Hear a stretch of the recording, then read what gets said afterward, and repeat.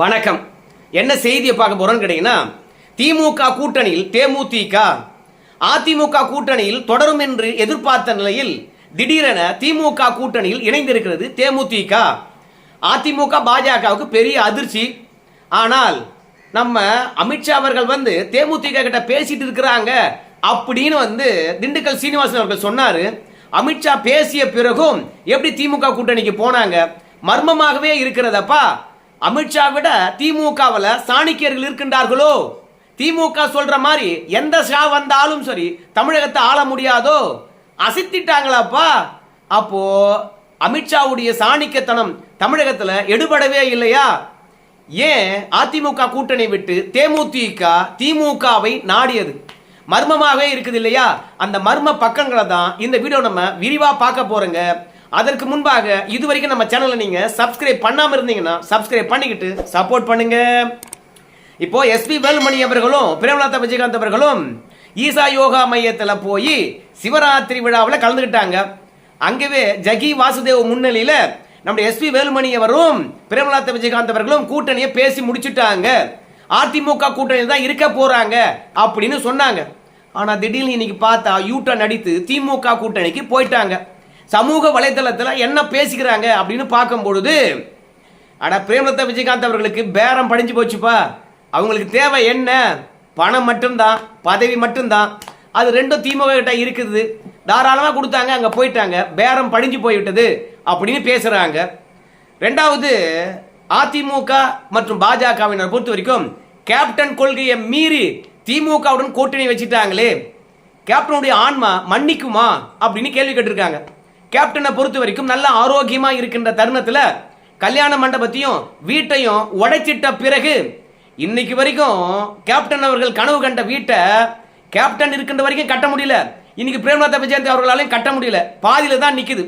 So அந்த வீட்டை பார்த்து கவலைப்பட்டவர், பொதுமக்கள் பயன்பெறக்கூடிய கல்யாண மண்டபத்தை பார்த்து கஷ்டப்பட்டவர், திமுகவுடன் வாழ்நாள் முழுவதும் நான் கூட்டணிக்கு போகவே மாட்டேன் எந்த சூழ்நிலை வந்தாலும் அப்படின்னு சொன்னாரு. ஆனா தனக்கு பிறகாக வர்றவங்க கூட்டணிக்கு போவாங்களா போக மாட்டாங்களான்னு சொல்லல. அதனால கேப்டனை பொறுத்த வரைக்கும் தான் இருக்கிற வரைக்கும் போக மாட்டேன்னு சொன்னாரு. தனக்கு பின்னாடி வர்றவங்களும் என்னுடைய கொள்கையை பின்பற்றுவாங்கன்னு நினைச்சிருப்பார் போல இருக்குது. ஆனா யாருமே பாத்தீங்கன்னா கேப்டனுடைய கொள்கையை பின்பற்றவே இல்லை. இன்னைக்கு தேமுதிக திமுக கூட்டணியில போய் சேர்ந்திருக்கிறாங்க. அதனால தான் கேப்டனை பொறுத்த வரைக்கும் திமுகவை தீய சக்தி என்று சொன்னாரு. எல்லா விஷயங்களும் நாசம் பண்ணிச்சு. கேப்டன் இன்னைக்கு சீக்கிரமா மறைந்து போய்விட்டார் என்றால் திமுக தந்த டார்ச்சர் தான். உடல்நலம் கெட்டு போனதுக்கு அதான் காரணம். நம்ம கலைஞர் மீதும் ஸ்டாலின் மீதும் கேப்டன் அவர்களுக்கு தனிப்பட்ட பாசம் இருந்தாலும் அரசியல் ரீதியாக எப்போதும் ஒட்டுமில்லை உறவும் இல்லைன்னு சொன்னார் வாழ்நாள் முழுவதுக்கும். அதனால அவர் உயிரோடு இருக்கிற வரைக்கும் அந்த பக்கம் போகவே இல்லை. இப்போ போயிட்டாங்கன்னு வச்சுங்களேன். ஆனா போனதனுடைய மர்ம பக்கங்கள் என்ன அப்படின்னு பார்க்கும்போது, முதல்ல தியாகம், ரெண்டாவது சாணிக்கியத்தனம், மூன்றாவது என்னன்னு கேட்குறீங்களா, சரியான வழிகாட்டுதல், நான்காவது என்ன தெரியுமா, எதிர்பார்ப்புகள், அஞ்சாவது என்னன்னு கேட்குறீங்களா, டீலிங்கு. இந்த மாதிரி 5 விஷயங்களை அடிப்படையாக வச்சு தான் பிரேமலதா விஜயகாந்த் அவர்கள் திமுக கூட்டணிக்கு போயிருக்காங்க. முதல்ல தியாகத்தை பற்றி பார்த்துடலாமா? யார் தியாகம் செஞ்சது அப்படின்னு பார்க்கும்போது திமுக தான் தியாகத்தை செஞ்சிருக்கிறது.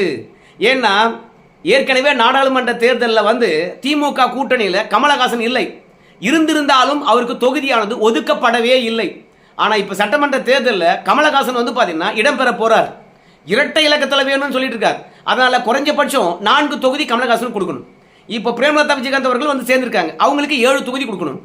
ஆனால் ஏற்கனவே இருக்கின்ற கட்சிகளை பொறுத்த வரைக்கும் அதிக தொகுதிகளை கேட்டு டார்ச்சர் பண்றாங்க. ஸோ அவங்களுக்கும் 2 தொகுதியாவது அதிகப்படுத்தணும், காங்கிரஸுக்கு 5 தொகுதியாவது அதிகப்படுத்தணும். ஸோ இப்படி பார்க்கும்போது திமுக சென்ற முறை நின்ன தொகுதியை விட இந்த முறை குறைவாதான் நிற்கும். அதனால தொகுதிகளை பாத்தீங்கன்னா இன்னைக்கு திமுக தியாகம் பண்ணி தேமுதிகவை தன் கூட்டணிக்குள்ள கொண்டு வந்திருக்குது. எப்போதும் கூட்டணிக்கு தலைமை தாங்கக்கூடிய கட்சி, வலிமையா இருக்கக்கூடிய கட்சி, தன் சின்னத்துல தான் அதிக இடங்கள்ல நிக்கணும் அப்படின்னு ஆசைப்படுவாங்க. அதுலயும் 5 வருஷமா ஆட்சி ஆண்டு இருக்காங்க, ஆன்டி இன்கம்பன்சி இருக்கும். அதனால அதிக இடங்கள்ல நின்னாதான் நாம குறைந்தபட்சம் பெரும்பான்மை பெற முடியும் அப்படின்னு திமுக நினைக்கும். அதை விட இன்னொரு விஷயம் தெரியுமா, நாம கூட்டணி ஆட்சி கிடையாது, தனித்துதான் ஆட்சி என்று சொல்லிவிட்ட பிறகு பெரும்பான்மையுடன் திமுக வெற்றி பெற வேண்டும். பெரும்பான்மையுடன் திமுக வெற்றி பெற வேண்டும் என்றால் அதிக தொகுதியில் போட்டிப்படணும். ஆனால் தேமுதிக வந்தாவோ கமல் வந்தாவோ கூட்டணி கட்சிகளுக்கு அதிக தொகுதிகளை இன்னும் கொடுத்தாவோ திமுக கொஞ்சமாக தான் நிற்க முடியும். ஆனாலும் வெற்றி உறுதி பண்ணணும். கொஞ்சமாக நிற்கிறோமோ அதிகமாக நிற்கிறோமோ அதெல்லாம் அப்பாற்பட்ட விஷயம். ஆனால் வெற்றியை உறுதிப்படுத்தணும்னா நாம் சில பேருக்கு தொகுதிகளை விட்டு கொடுத்தா தப்பு இல்லை அப்படின்னு நம்முடைய முதலமைச்சர் அவர்கள் முடிவெடுக்கிறாரு. அதனால தொகுதிகளை தியாகம் பண்ணி தேமுதிகவை உள்ள கொண்டு வந்திருக்கிறாங்க. ரெண்டாவது என்னதுன்னு கேட்டீங்கன்னா சாணிக்கியத்தனம். அதாவது நம்ம தொகுதியை தான் இழக்கிறோம், ஆனால் வெற்றியை இழந்துவிடக்கூடாது என்பதனால சாணிக்கியத்தனமாக தேமுதிக எதிரணிக்கு போனாங்கன்னு வச்சுங்களேன், அது எதிரிக்கு பலம். ஸோ சும்மானா ஒரு தொகுதிக்கு 1000 ஓட்டு வரட்டுமே, அது கூடுதல் பலம் தானே. ஆனால் இந்த 1000 ஓட்டு கூட எதிரிக்கு போகக்கூடாது என்பதனால அழகா காய் நகர்த்தி மேலவை சீட்டை கொடுத்து வந்துடுங்க அப்படின்னு சொல்லிட்டு சாணிக்கியத்தனமாக மூவ் பண்ணியிருக்காங்க. பிரேமலதா விஜயகாந்த் அவர்களுக்கு எப்போதும் ஒரு ஆசை என்னன்னு கேட்டீங்கன்னா மொழி பற்று கொண்டவங்க. நான் மட்டும் இல்லை, ரங்கராஜ் பாண்டிய அவர்கள் கூட அதை சுட்டி காட்டியிருப்பாங்க. அந்த மாதிரி மொழி பற்று கொண்டவங்களை அந்த மொழியினுடைய உறவின் அடிப்படையில் யாரை விட்டு பேசினா சரியா இருக்குமோ அதே தெலுங்கு மொழியில் ஏவா வேலை விட்டு கே நேர விட்டு சேகர்பாபு அவர்களை விட்டு ஏங்க எங்ககிட்ட இல்லாத பணமா மணவாடு வாங்க அப்படின்னு அழைத்து சாணிக்கத்தனமாக காய் நகர்த்தி தேமுதிக வந்து பார்த்தீங்கன்னா எங்கே கொண்டு போய் சேர்க்கணுமோ அங்கே சேர்த்து இன்னைக்கு சிரிக்க சிரிக்க போட்டு எடுத்திருக்காங்க. ஆனால் எடப்பாடி பழனிசாமிக்கு சாணிக்கத்தனமும் இல்லை, ரெண்டாவது தொகுதிகளை இழக்க வேண்டும் என்ற தியாக மனப்பான்மையும் கிடையாது. அதனால தேமுதிக அங்கே போயிடுச்சு. மூன்றாவது சரியான வழிகாட்டுதல். நம்ம எடப்பாடி பழனிசாமியை பொறுத்த வரைக்கும் கட்சியில் இருக்கிறவன் எடப்பாடி பழனிசாமி எதிர்த்து பேசினா போச்சு, சரியான ஆலோசனையாக கூட இருக்கலாம். அடா என்னுடைய முடிவுக்கு எதிராகவே பேசுறியா நீ அப்படின்னு சொல்லிவிட்டு கட்சிக்காரங்கக்கிட்ட ஏம்பா அந்தாலும் ஓரங்கட்டு, கட்சி விட்டு எடுக்க வேணாம் ஓரங்கட்டு அப்படின்னு சொல்லிடுவார். இப்படி எடப்பாடி பழனிசாமிக்கு ஆரோக்கியமாக ஆலோசனை வழங்கணும் அத்தனை பேரும் ஓரங்கட்டப்பட்டு அவங்க வேற கட்சிக்கு போனதான் நம்ம பார்த்துருக்கணும். அந்த மாதிரி தான் எடப்பாடி பழனிசாமி யார் வழிகாட்டினாலும் அவங்க எடுத்துக்கொள்ள மாட்டாரு. தன்னுடைய முடிவாக சரியா இருக்குமா, அவருடைய முடிவும் சரியா இருக்க வாய்ப்பே இல்லையே. அப்படி இருந்திருந்தா 2021 வெற்றி பெற்றுக்கணுமே, 2024 நம்ம பாஜக கூட்டணி விட்டு வெளியே வந்திருக்க கூடாது. ஆனால் எடப்பாடி பழனிசாமி எடுக்கின்ற முடிவும் சரியில்லை, அவருக்கு வழிகாட்டுகின்றவங்களும் சரியான வழிகாட்டுதல் கிடையாது. ரெண்டாவது, எப்போதும் தேர்தல் அரசியல் என்கின்ற போது குடும்பத்தாரிடத்திலும் இதை பேசணும். ஆனால் எடப்பாடி பழனிசாமியை சுற்றி சூழ்ந்திருக்கிறவங்களுக்கு அரசியல் பற்றியே தெரியாது, அவங்க மகனுக்கு கூட தெரியாதுன்னு வச்சுங்களேன் நவீனுக்கு. அதனால குடும்பத்தில் இருக்கிறவங்களும் எடப்பாடிக்கு வழிகாட்டுறதுக்கு ஆள் இல்லை. அதே மாதிரி தேர்தல் வகுப்பாளர் இருக்காங்க, அவங்களுக்கும் களம் தெரியல. எடப்பாடி பழனிசாமி முதலமைச்சராக இருக்கின்ற போது பல அரசு அதிகாரிகள் வந்து பார்த்தீங்கன்னா எடப்பாடி பழனிசாமிக்கு துணையா இருந்தாங்க, அவங்க இன்னைக்கும் துணையா இருக்கிறாங்க. ஆனால் அவங்க எல்லாம் திமுக கிட்ட விலை போயிட்டாங்க அப்படின்னு தெரியாம இன்னைக்கு அந்த அதிகாரிகள் சொல்றதெல்லாம் கேட்டு எடப்பாடி பழனிசாமி தவறான முடிவு எடுக்கின்றார். மொத்தத்தில் எடப்பாடி பழனிசாமிக்கு வழிகாட்டுறதுக்கு யாரும் இல்லாத காரணம். ஆனால் நம்ம முதலமைச்சருக்கு மருமகன் இருக்கின்றார், மகன் இருக்கின்றார், மனைவி இருக்குது, மகள் இருக்கிறாங்க. அதையெல்லாம் தாண்டி தேர்தல் வியூக வகுப்பாளர் இருக்கிறாங்க, பல அமைச்சர்கள் இருக்கிறாங்க. ரெண்டாவது, MK ஸ்டாலின் அவர்களை பொறுத்த வரைக்கும் எனக்கு எதுவும் தெரியாது, ஆனால் நீங்க காட்டுகின்ற வழி சரியானதா இருக்கணும், அவ்வளவுதான் சொல்லிட்டேன் அப்படின்னு ஸ்ட்ரிக்டா ஆர்டர் போடுறாரு. அதுக்கப்புறம் அவங்க எல்லாருக்குமே தெரியும் சரியான வழிகாட்டுதல் போன பிறகு எதிர்பார்ப்புகள். யாருக்கு எதிர்பார்ப்புகள் அப்படின்னு பார்க்கும்போது பிரேமலதா விஜயகாந்த் அவர்களுக்கு தான். என்னென்ன எதிர்பார்ப்புகள் இருந்தது, அவங்க காலேஜை விற்றாங்க, அந்த பணம் வர வேண்டும். ஸோ அது வந்து இன்கம் டேக்ஸில் சிக்காமல் வர வேண்டும், கருப்பு பணமாக வர வேண்டும். ஏன்னா ஏற்கனவே காலேஜ் எத்தனை கோடிக்கு விற்றோம், எத்தனை கோடிக்கு ரிஜிஸ்டர் பண்ணோம் அப்படின்லாம் முடிஞ்சு போச்சு, பணம் கைமாறி போச்சு. இனிமேல் பெண்டிங் நிற்கிறது அத்தனையுமே வந்து பார்த்தீங்கன்னா கருப்பு பணங்கள் தான். அதில் சைலண்டாக கைமாற வேண்டும். ஸோ பெண்டிங் இருக்கின்ற தொகையானது திமுக போனால் தான் வரும் என்ற நிலை. ஆனால் அங்கே போனாங்க, இனிமேல் வந்துடும் என்ற ஒரு எதிர்பார்ப்பு.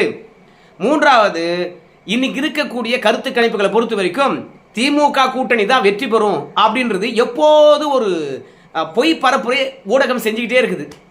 நம்ம பிரேமலதா விஜயகாந்த் மட்டும் நம்பல, ஆனால் அந்த கட்சியில் இருக்கக்கூடிய ஒவ்வொரு மாவட்ட நிர்வாகியும் திமுக கூட்டணிக்கு போனால் தான் வெற்றி பெற முடியும் அப்படின்னு நினைக்கிறாங்க. ஸோ இந்த எதிர்பார்ப்பு இலகுவாக வந்து பார்த்தீங்கன்னா திமுக கூட்டணியை தேர்ந்தெடுக்கணும் அப்படின்ற ஒரு எதிர்பார்ப்பு. அதையெல்லாம் தாண்டி அதிமுக கூட்டணியில் நம்ம எப்போ பார்த்தாலும் இருந்துக்கிட்டே இருக்கிறோம், ஆனால் பெருசாக வெற்றி பெறவே இல்லை. இந்த முறை திமுக கூட்டணிக்கு போனோம்னாவது சட்டப்பேரவைக்கு போகலாம் இல்லையா, அப்படி ஒரு எதிர்பார்ப்பு. ஸோ இந்த அத்தனை எதிர்பார்ப்புகளும் திமுக கூட்டணிக்கு போக வேண்டும் என்று தள்ளிச்சு. அதனால அங்கே போயிட்டாங்க. அதற்கு பிறகு தேவைகள் என்னன்னு தெரியாதா, கேட்ட தொகுதி கொடுக்குறாங்க, கேட்ட மாதிரியே பணம் கொடுக்குறாங்க. அதனால் அவங்களுடைய தேவை என்னவா இருந்திருக்கும்? வீடு கட்டலை, பையனுக்கு கல்யாணம் பண்ணலை, டிவி ஆரம்பிக்கணும். ஸோ ஏற்கனவே இந்த பையனை பொறுத்த வரைக்கும் ஒரே ஒரு இனோவா கார் மட்டும்தான் வச்சுருக்கேன் அப்படின்னு சொன்னான். ஸோ அம்மர் கார் வாங்கணும், அப்புறம் பல்வேறுபட்ட வெளிநாட்டு கார்கள்லாம் வாங்கணும். அப்போ விஜயகாந்த் பிள்ளைகிட்ட இல்லையே அப்படின்னு கேட்டிங்கன்னா, எல்லா ரோல்ஸ் ராயிலேருந்து எல்லாமே இருக்குது, ரேஞ்ச் ரோவர் இருந்து எல்லா காரும் வச்சுருக்காங்க. ஆனால் பொது வெளியில் ஒன்றும் என்ன ஏமாத்துறதுக்காக விஜய பிரபாகரன் அப்படி தான் பேசுவான். இப்போ திமுக கூட்டணிக்கு போன பிறகு, தேர்தல் வெற்றி பிறகு, அதற்கு பிறகு இதெல்லாம் வெளியே கொஞ்சம் கொஞ்சமாக கொண்டு வருவாங்க. அதை விட எல்லாத்தை விடவும் பார்த்திங்கன்னா, நம்ம முத்துராமலிங்க தேவருக்கு இணையாக கேப்டன் விஜயகாந்த் அவர்களுடைய பிறந்த நாளை பெரிய குரு பூஜையாக மாற்றிடணும் அப்படின்னு நினைக்கிறாங்க. எப்போதும் பெரியார் அவர்களை பார்த்தீங்கன்னா தமிழக மக்கள் தமிழர்களுக்கான தந்தை என்று போட்டுக்கின்றோம் இல்லையா? அதே மாதிரி இனி தமிழ்நாட்டில் இருக்கிறவன் விஜயகாந்த் அவர்களை தெய்வமாக கொண்டாடணும். அதுக்கு யாரை பிடிச்சா சரியாக இருக்கும் அப்படின்னு பிரேமலதா விஜயகாந்த் அவர்கள் நினைக்கிறாங்க. அது யாருன்னு பார்க்கும்போது உங்கள் எல்லாருக்கும் தெரியும், திமுக தான். ஏன்னா எல்லா ஊடகமும் அவங்க கையில் தான் இருக்குது. ஆனால் பெருசாக கொண்டு போய் சேர்க்கணும்னா திமுகவுடன் தான் இருக்கணும். இப்போ அதிமுகவை வெற்றி பெற்றாலும் சரி, ஊடகமானது திமுக பக்கம் நின்று தான் பேச போகுது. அந்த மண்ணாங்கட்டிக்கு எதற்காக நம்ம அதிமுக கூட்டணிக்கு போனோம்? அது மட்டும் கிடையாது. இப்போ திமுக பொறுத்த வரைக்கும் 5000 ரூபா கொடுத்தாச்சு. இன்னும் நாளைக்கு ஒரு நாள் பார்த்தீங்கன்னா சட்டப்பேரவை இருக்குது. என்ன பெரிய அறிவிப்பு அறிவிப்பாங்கன்னு தெரியாது. ஸோ அந்த அறிவிப்புகளை பொறுத்த வரைக்கும் மக்களை கவரும். 5000 ரூபாய் என்பதே பார்த்தீங்கன்னா கீழ்மட்டம் வரைக்கும் திமுகவுக்கு வாக்குகளாக மாற்றி வைத்திருக்கிறது. ஸோ இதன் அடிப்படையில் தான் பார்த்தீங்கன்னா பிரேமலதா விஜயகாந்த் அவர்கள் திமுக கூட்டணியை நோக்கி போயிருக்காங்க. அவங்க வேண்டப்பட்ட தொகுதியும் கிடைச்சது, அதனால தான் போனாங்க. ஆனாலும் அதை தாண்டி இவ்வளோ காரணங்கள் இருக்குது. பிரேமலதா விஜயகாந்த் அவர்களை இவ்வளவு தியாகம் செய்து கூட்டணிக்குள்ளே கொண்டு வரணுமா? ஏன்னா இதே திமுக காரங்க தான் பார்த்தீங்கன்னா தேமுதிகவை அது என்ன ஒரு பெரிய கட்சியா, அதெல்லாம் கண்டுக்கு தேவைப்போ, எதனா பெரிய கட்சி இருந்தால் சொல்லு அப்படின்லாம் பேசினவங்க இவங்க தான். ஆனால் இப்போ இவங்களே தேமுதிகவை வேண்டி விரும்பி சேர்த்துருக்காங்களாப்பா, இவ்வளோ விஷயங்களை விட்டு கொடுத்து ஏன் அப்படின்னு கேட்பீங்க. சிம்பிள் விஷயந்தானுங்க. திமுகவுடைய வாக்குகளை எனக்கு தெரிஞ்ச விஜய் அவர்கள் ஒரு 15% வாக்குகளை திமுக வாக்குகளை பிரிக்கிறார். சிறுபான்மையர் வாக்குகள் 3%, பெரும்பான்மை சமூகத்தினுடைய வாக்குகள் ஒரு 12% திமுக கிட்ட இருந்து தான் பிரிக்கிறார். மொத்தம் திமுகவுடைய வாக்கு வங்கியே பார்த்தீங்கன்னா ஒரு 27% தான் இருக்கும். அதில் விஜயே 12, 13%, 15% பிரித்தார்னா திமுக வாக்கு வங்கி வெறும் 12% மட்டும்தான் இருக்கும். அதனுடைய கோர் ஓட்டு என்பது இப்போ திமுக கிட்ட இல்லை. 40 வயதுக்கு மேலே இருக்கிறவங்க மட்டும்தான் திமுகவை ஆதரிக்கின்ற நிலை இருக்குது. திமுகவுக்கு ஓட்டளித்தவங்க. அதனால் திமுக வாக்கு வங்கியை காலி பண்ணி வச்சிருக்கான் விஜய். ரெண்டாவது விசிக வாக்கு 100% விஜய் பக்கம் தான் போயிருக்குது. அதனால் திமுகவுடைய இயல்பாக கடந்த தேர்தலில் வாங்கின எல்லா வாக்குகளும் விஜய் பக்கம் நகர்ந்திருப்பதனால தேமுதிக அவசியமாக இருக்கிறது. அதையெல்லாம் தாண்டி தொடர்ந்து காங்கிரஸ் தொல்லை கொடுத்து கொண்டே இருக்கிறது. ஸோ காங்கிரஸ் தொல்லையும் சரிப்படுத்த வேண்டும் என்றால் நாம் கண்டிப்பாக தேமுதிக உள்ளே கொண்டு வரணும். புதிய கட்சிகள் வந்துவிட்டது, உங்களுக்கு அதிக தொகுதிகள் கொடுப்பதற்கு வாய்ப்பில்லை, வெற்றியை உறுதிப்படுத்தியிருக்கின்றோம், அதே தொகுதியை கொடுக்குறோம் வாங்கிங்க அப்படின்னு காங்கிரஸை ஏமாற்றுவதற்காக இந்த யூகத்தை கையில் எடுத்திருக்கின்றார்கள். இந்த வியூகம் திமுகவுக்கு கை கொடுக்குமா? ராகுல் காந்தி ஒத்துக்குவாரா? நம்ம ஸ்டாலின் ஐயாவுடைய சமரசத்தை ஏற்றுக்கொள்வாங்களா அப்படின்னு கேட்டிங்கன்னா, அவங்க 42 தொகுதி கேட்டாங்க. ஆனால் தேமுதிக வந்ததுனால 30 தொகுதிக்குள்ளே முடிக்கலாம் இல்லையா? அப்போ 12 தொகுதி சேவ் ஆகுது இல்லையா? அது மட்டும் இல்லாமல் புதிய கட்சி ஒன்றும் உள்ளே வந்தது இல்லையா? அதனால் சாணிக்கியத்தனத்துடன் எதிர்கால திட்டத்துடன் கூட்டணி கட்சிகளை எப்படி நாம் கண்ட்ரோலில் வச்சுக்க வேண்டும் என்ற ஆலோசனைக்கு பிறகு அதிரடி முடிவெடுத்து தேமுதிகவை அமித்ஷாவை மீறி தட்டி தூக்கி கூட்டணியில் சேர்த்துருக்கிறாங்க. இப்போ பாஜக பொறுத்த வரைக்கும் திமுக பக்கம் போயிடுச்சுல, அவங்களுக்கு அதிர்ச்சியாக இருக்கிறதாம். அந்த பக்கம் போக மாட்டாங்க என்று நினைச்சாங்களாம். ஆனால் பாஜகவில் டிவிக்கு பேட்டி அளிக்கிறாங்க தெரியுமா? அவங்க தொண்டையெல்லாம் அப்படியே கம்முது. அப்படியே என்ன பண்ணுறதுப்பா, போயிட்டாங்களேப்பா, தோத்துருவோமா என்று பாஜகவினர் பயப்படுறாங்க. அப்போ அதிமுகவினர் எப்படி இருக்காங்க? அவங்க கதை பரிதாபம்தான். ஆனால் என்ன ஒன்று, எடப்பாடி பழனிசாமி கீழே விழுந்த மீசையில் மண் ஓட்டலை என்ற அடிப்படையில் பிப்ரவரி 24ஆம் தேதி முதல் கட்ட வேட்பாளர் பட்டியலை அறிவிக்கிறாராம். எந்த தைரியத்தில் அறிவிக்கிறாருன்னு தெரியாது. அனுபவசாலியாக, கையில் அதிகம் பணம் வைத்திருக்கிறவனாக, திமுகவை பலமுறை எதிர்த்து நின்றவனாக யாரெல்லாம் இருக்கிறானோ அவங்களுடைய பெயரெல்லாம் பார்த்தீங்கன்னா முதற்கட்ட வேட்பாளர் பட்டியலில் வெளியிட்டால் நல்லா இருக்கும். பார்க்கலாம் எடப்பாடி பழனிசாமி இந்த சவால்கள் எல்லாம் முறியடித்து கூட்டணியை வெற்றி பாதைக்கு அழைச்சிட்டு போகிறாங்களா, இல்லை டெல்லியில் இருக்கக்கூடிய அமித்ஷா என்ன சாணிக்கத்தனத்தை திமுக எதிராக பயன்படுத்த போகிறார் என்பதெல்லாம் பொறுத்து பார்க்கலாம். இதெல்லாம் தாண்டி அடுத்த வீடியோ என்ன பேச போகிறோன்னு கேட்டிங்கன்னா, காங்கிரஸ் திமுக கூட்டணி நீடிக்குமா நீடிக்காதா? இன்னைக்கு என்ன புயலை கலப்பி இருக்கின்றார் மாணிக்கம் தாக்கூர் அவர்கள். எல்லாவற்றையும் விரிவாக பார்த்தலாம் அடுத்த வீடியோவில். இது வரைக்கும் பார்த்தவர்களுக்கு நன்றி.